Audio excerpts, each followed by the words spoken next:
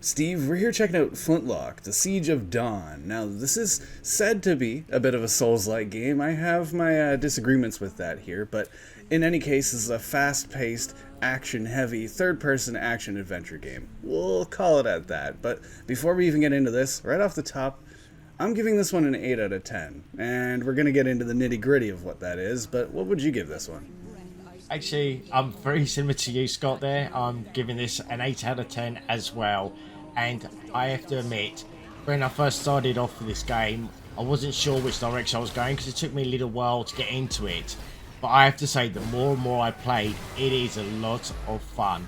And it's one of these games that I'm having trouble putting it down as well. Even though I want to hate on it, I kind of enjoying it as well.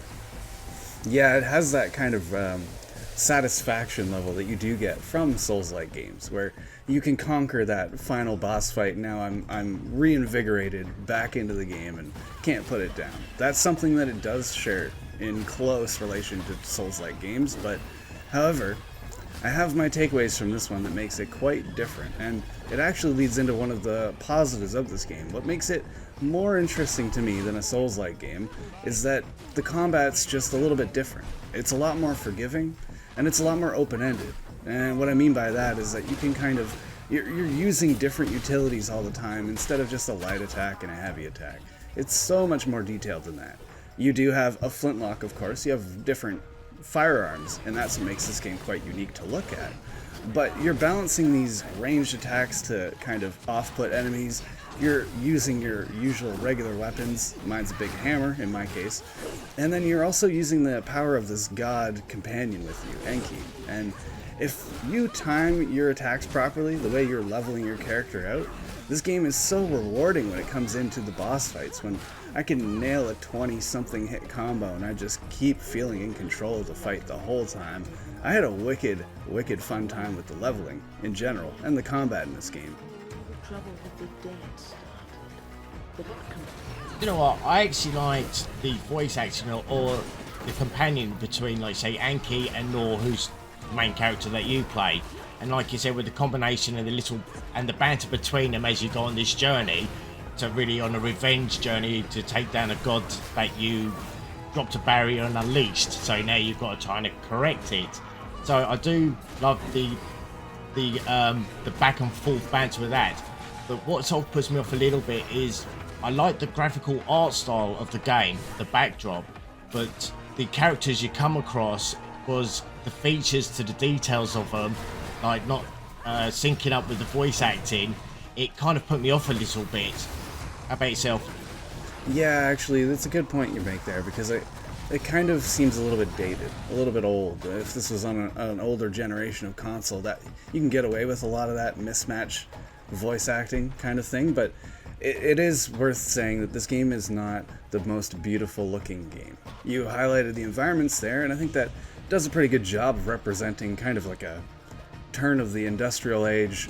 England is kind of what it reminds me of, but when you get into the actual graphics of it, it is a little rough, it is a little choppy, and I actually had some technical issues myself. That it did not break the game, but I did fall through the map once. I was stuck in a few different places because of the frantic nature of the action, but it was never game breaking, like I said, but just a little bit to take the veneer off of the appearance of it.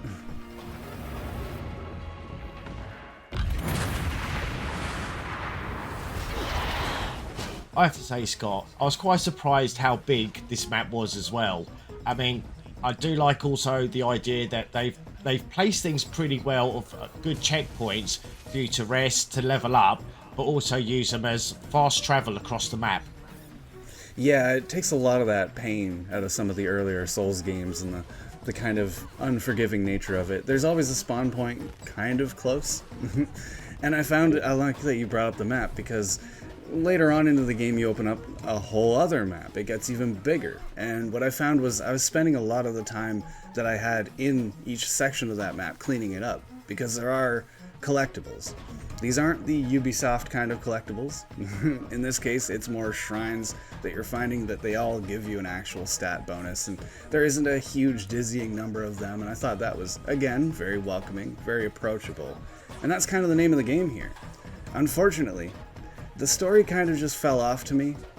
I didn't really pay too much attention beyond the kind of initial setup, and I did like some of the characters that you meet, but it was mostly in relation to the side quests.